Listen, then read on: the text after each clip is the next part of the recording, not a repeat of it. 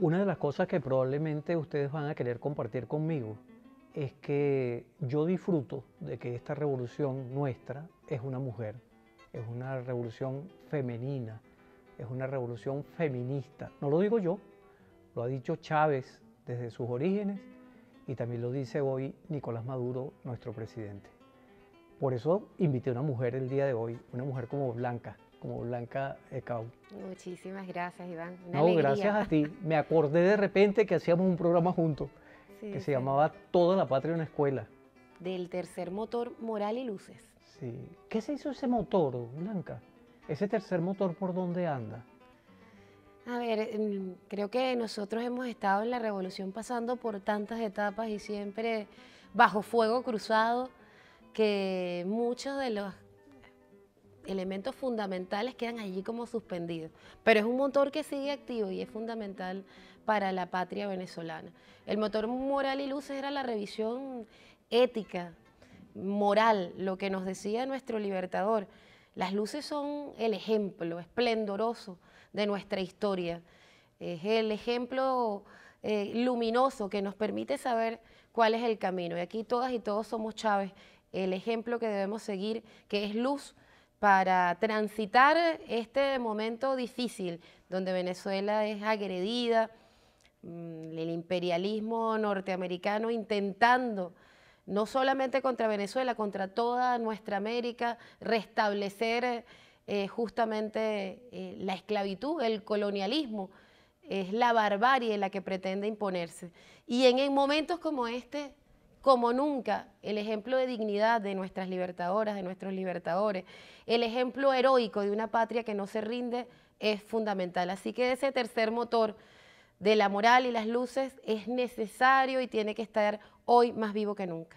Por cierto que empezó a estar vivo con el propio Bolívar, con Simón Rodríguez, con las tres raíces de nuestra revolución bolivariana y chavista.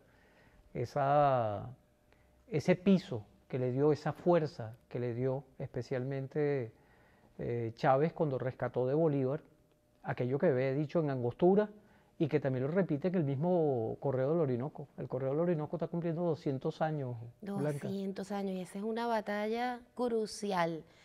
Rescatar la comunicación como herramienta para la liberación, porque hasta ahora, dentro del modelo hegemónico, es una dictadura comunicacional la que vive el mundo. A ti te tocó, por cierto, una tarea, como porque fuiste además ministra, entre otras tantas tareas que le ha tocado desempeñar a Blanca.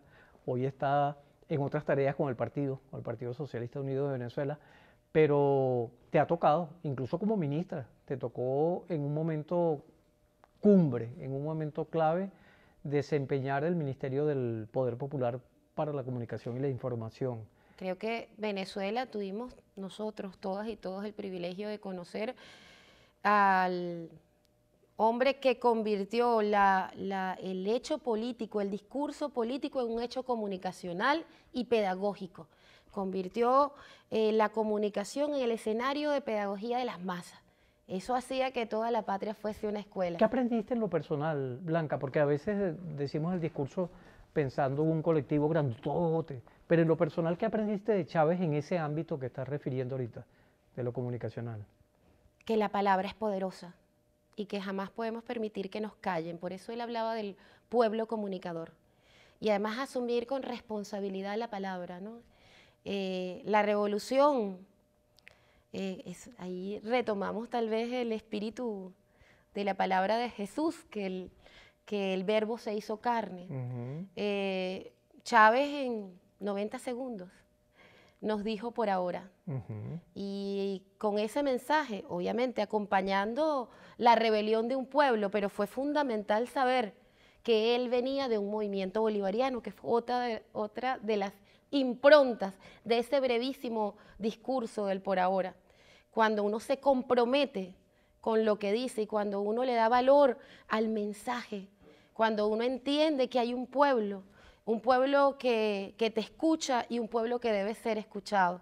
Entonces creo que uno de los elementos fundamentales, de lo más importante para mí, es entender el poder de la palabra y de que asumamos el reto de no esperar que nos digan la verdad, sino salir a buscarla, como el 13 de abril, ese pueblo que salió y que buscó la verdad y la comunicó al mundo.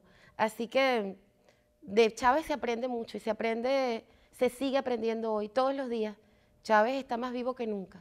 Cuando tú eras una niñita, Blanca, y andabas tirando piedra y agitando, y además militando en la comunicación desde Katia TV, ¿ya sentías que eso estaba presente de alguna manera, aunque no lo conocieras exactamente? ¿O después que empiezas a reflexionar sobre esos temas, te da alguna luz de que aquí estaba Bolívar, aquí estaba este Chávez que yo conozco ahora? Ya va, realmente Chávez fue fundamental, aunque mi papá era un bolivariano. Llanero además. Sí, él era una mezcla porque Sí. tenía raíces Claro, antillanas. claro. Venía también tu familia en Falcón un gran tiempo y luego se instaló en el llano, se casó con una llanera, mi madre, pero era un profundo bolivariano. Sin embargo, la dimensión heroica, pero sobre todo la vigencia de Bolívar y de su proyecto, yo la pude dimensionar con Chávez. Fue con Chávez que entendí el valor, el poder de Bolívar en este momento, no solo para la historia de Venezuela, para esta humanidad. Y en el tema de la comunicación ya venía un movimiento importante, que el presidente Chávez supo escuchar. El presidente lograba tener la capacidad de identificarse, de entender las necesidades, las luchas del pueblo y asumirlas como su bandera. Él, como decía, un extraordinario comunicador y un pedagogo, además que convirtió la política en un hecho cotidiano para el pueblo venezolano. Pero la comunicación popular ya venía, nosotros veníamos del movimiento de cineclubistas y cuando pasamos del proyector a tener una cámara, una Super 8, una Handicap en nuestras manos y empezamos a construir discursos desde el espacio, desde la comunidad, el eslogan era, que era el de Katia TV, no vea televisión, hágala. Ajá. Y el presidente Chávez solo en un momento, en un pequeño encuentro con eso, asumió esa como su bandera, la comunicación popular.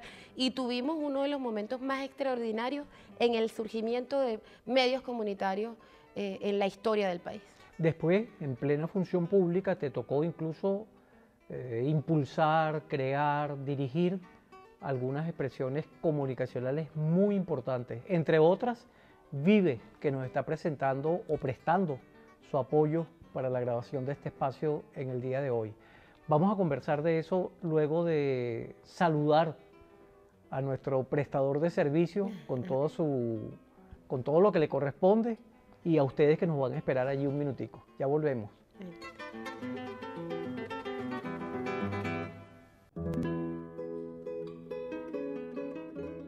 Qué bueno que se quedaron ahí esperándonos. Aquí está Blanca de Caut, conversando con nosotros. Ella es la vicepresidenta de Movimientos Sociales en el Partido Socialista Unido de Venezuela en la actualidad, pero estamos hablando fundamentalmente de comunicación, ¿verdad, Blanca? Y además de tus tareas al frente de esto, como militante política y también como funcionaria, como servidora pública, porque como servidora pública también te tocó, por ejemplo, entre otras, estar al frente de Vive Televisión. Crear prácticamente Vive Televisión es parte de tu responsabilidad. Cuéntanos rápidamente un poquito de esa experiencia y cómo te impactó esa experiencia a ti. Bueno, cuando el presidente nos llama para crear Vive, bueno, realmente habían como dos propuestas. Con el aló presidente había una propuesta y la creación de un nuevo canal. Yo dudé mucho porque sentía que era necesario permanecer en el movimiento popular y en particular desde esa experiencia de Katia TV. Y bueno, dudaba de si un canal público podía efectivamente ponerse al servicio de la comunicación popular. Pero bueno, la orientación del presidente Hugo Chávez fue justamente que inventáramos, que innováramos y que convirtiéramos Vive en plataforma de esa comunicación popular. Que robinsoniáramos. Sí. Y es muy importante decir que además esa es una historia no muy conocida de Vive. Vive no es solamente un proyecto de Hugo Chávez, es un proyecto de Fidel Castro. Toda la inversión inicial, las primeras equipos que tuvo Vive en su creación fueron donación de Fidel Castro, fue una donación de Cuba. Él estaba muy conmovido luego del cierre de Katia TV y nos llamó y fuimos a contar lo que era la experiencia de la televisión comunitaria. Un paréntesis chiquitico, ¿quién cerró Katia TV?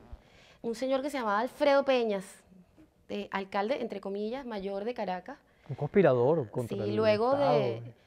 Durante el golpe de Estado y luego del golpe de Estado hubo 2 cierres contra Katia TV, una televisora chiquitica con muy poquitos vatios de potencia, que llegaba a unas pocas cuadras, y sin embargo, imagínate lo que es la libertad de expresión para la derecha venezolana, que bueno, merecieron 2 veces el cierre de nuestro canal. Y ante eso, la solidaridad del pueblo, el compromiso del comandante Chávez y también ese acto amoroso del presidente, el comandante Fidel Castro, de ayudar a la comunicación popular. Fue una experiencia extraordinaria y Vive es un proyecto que tiene muchas particularidades. En primer lugar, se levantó como canal escuela y la mayoría de los compañeros que forman parte y formaron parte de ese equipo de trabajo se formaron allí dentro del canal, y compañeras que en algún momento estaban en el área de mantenimiento pasaron a ser productoras, camarógrafas o hasta responsables de áreas de producción y de distintas áreas. Es un movimiento permanente donde se formaron como productores integrales, camarógrafos, todo el mundo compartiendo roles, pero además se entendió que el protagonista tenía que ser el pueblo. Así que cosas tan hermosas como en proceso, que era acompañar el surgimiento de las misiones desde la experiencia de cada uno de los vencedores, de las vencedoras, en tiempo real, acompañando a una mujer desde que salía de su casa, recogía el agua, llevaba a su hijo a la escuela hasta llegar a su salita de una misión Robinson, a aprender a leer y escribir, a convertirse después en facilitadora. Sí, el trabajo de los primeros médicos y médicas que llegaron a nuestro país, ese barrio adentro que primero se instaló en la casa de una familia venezolana, en lo más alto de un cerro, en lo más profundo de nuestros campos, de nuestras selvas. Allí muchísimas mujeres, jefas de hogar, terminaban entregando la única habitación que existía para que se quedara la médica cubana,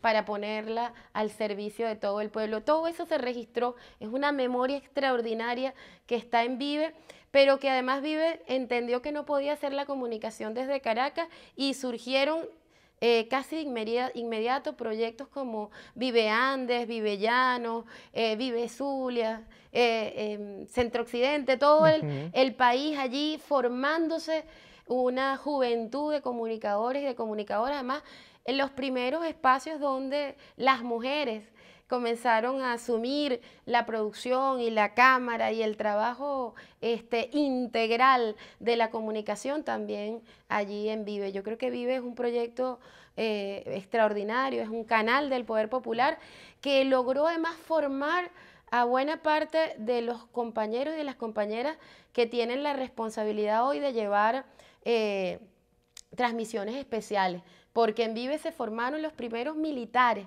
que acompañaban al comandante Hugo Chávez en la transmisión, entendiendo la complejidad, el escenario de guerra. Muchos del personal técnico que iba a encargarse de la transmisión en medio de los constantes amenazas, justamente se formó personal militar como comunicador y como comunicadoras en Vive. Muchos de esos están con nuestro presidente Nicolás Maduro en transmisiones especiales, así que Vive ha sido una escuela, es un proyecto extraordinario. ¿Sigue siéndolo dentro de tu espíritu y lo que estás manifestando, tú sientes que sigue siéndolo? Yo creo que sí, yo no sé si le damos la importancia que tiene esa experiencia, pero sigue siendo un proyecto como todo lo que se ha hecho en Revolución. Ahí está el espíritu de Chávez Vive y tenemos vivo y tenemos que mantenerlo. Ujú.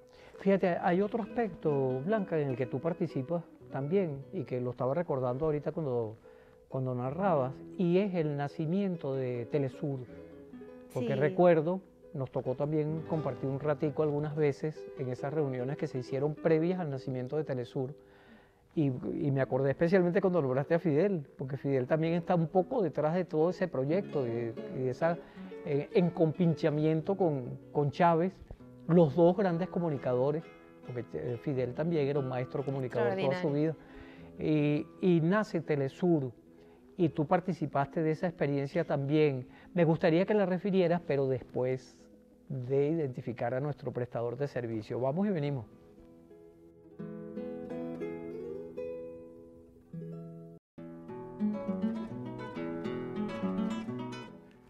Gracias por seguir con nosotras y nosotros, amigas y amigos. Digo nosotras porque esto se llama Todas Adentro, TV Todas Adentro. Sí, como se llama el impreso también, Todas Adentro, en femenino. Mira, Blanca, mencionábamos el tema también de Telesur, mencionábamos otros medios, ya lo habíamos dicho anteriormente, como es el caso de La Tarea y algunos otros productos comunicacionales que fueron surgiendo de ese periodo y que muchos de ellos se mantienen vivos ahorita. Rápidamente, haznos un poquito de referencia a eso para meternos en esta actualidad a la que nos convoca un bicentenario del Correo del Orinoco y además un espíritu de transformación que nos obliga al nuevo comienzo.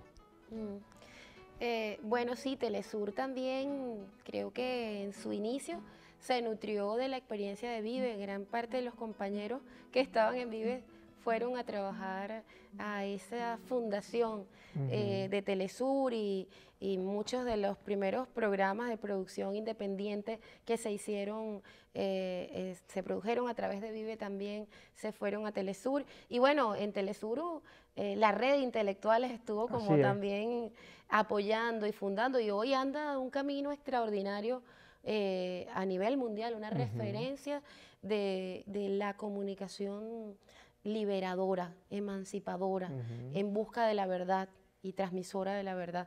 Y bueno, la comunicación en Revolución ha sido una experiencia extraordinaria. Creo que tenemos una deuda. Hay que de esa praxis hay que hacer teoría, hay que sistematizar para apropiárnosla como conocimiento.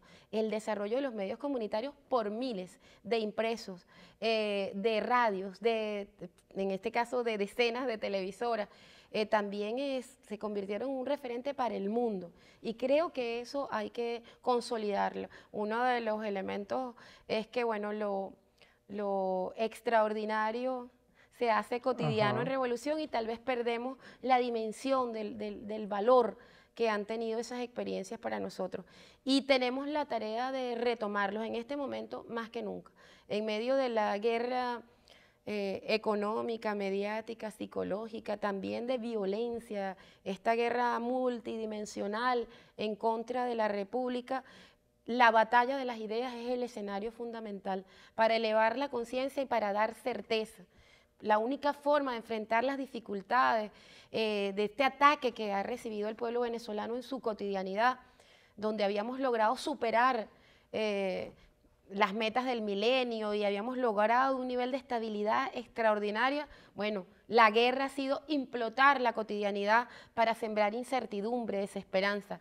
Este es el momento de la comunicación, una comunicación amorosa, que tal vez es uno de los elementos fundamentales en el discurso de Chávez. Su pedagogía política, el contextualizar, el hacer trascendente la palabra estaba vinculado al vínculo amoroso, a la razón amorosa que movía su accionar. Yo creo que en este momento, en el pueblo venezolano, para enfrentar las dificultades, es muy importante esa comunicación basada en la verdad y basada en el amor. Ese amor que nos ha permitido avanzar en revolución y seguir la gesta de Bolívar, la gesta de Chávez, que hoy lleva nuestro presidente Nicolás Maduro de manera heroica. En medio de grandes dificultades ha preservado la paz para garantizar la continuidad de la revolución y la defensa de la patria. Quisiera que me relacionaras eso, que yo sé que está relacionado en el fondo, pero que lo hicieras un poquito más explícito, porque tú te referías a Bolívar y además si observamos al Correo del Orinoco, a ese bicentenario periódico, Me que tocó a mí junta, la si te fundación tocó, del Correo del Orinoco como así es, ministra de así es, Comunicación. así es exactamente. Y tenemos allí una conjunción entre el poder moral y el poder comunicacional, concentrado en el Correo del Orinoco, que además Chávez quiso relanzarlo y tú tuviste allí al frente de ese proyecto como ministra del Poder Popular para la Comunicación y la Información. Entonces, retomo un poquito ese tema. Bolívar decía, nos han dominado más por la ignorancia que por la fuerza, así que el ejercicio permanente de Bolívar era el de comunicar, el de convencer y además el de legitimar la gesta libertaria, independentista, emancipadora, porque tenía que enfrentarse a 300 años de colonialismo que, que nos llevaron a una guerra brutal, no solamente contra el imperio, sino contra hombres y mujeres nacidos en esta tierra que defendían las banderas de la esclavitud en contra de nuestro pueblo. La comunicación era vital, era una de las espadas más necesarias para romper esa cadena, la cadena de la dominación ideológica, la cadena de la ignorancia. Solo con una comunicación liberadora, emancipadora, que permitiera librar la batalla contra la mentira y contra la dominación. Creo que eso lo entendió perfectamente el comandante Hugo Chávez y de esa siembra de Bolívar, él retomó la comunicación como espada filosa en contra de la dominación. Por eso el resurgimiento y el nacimiento nuevamente del Correo del Orinoco en pleno siglo XXI. Y en este momento, Blanca, cuando tenemos tantas urgencias encima, mantenemos esa línea, mantenemos la línea en la que reivindicamos auténticamente el poder de la comunicación y el poder moral. Vamos a decirlo en una palabra chiquitica. Vamos bien por ese camino. Yo te puedo decir, este es un pueblo comunicador, si no habría sido imposible la victoria constituyente. El presidente Nicolás Maduro, en medio de los momentos más duros, donde la barbarie se había instalado como instrumento de guerra contra nuestro pueblo, se quemaron personas, se saquearon toneladas de alimentos, se atacaron maternidades, preescolares. En medio de esa barbarie, siguiendo el espíritu bolivariano y chavista, nuestro presidente Nicolás llamó a un proceso constituyente. Y ahí también, retomando a Chávez, él citaba y decía esa frase de la voz del pueblo es la voz de Dios.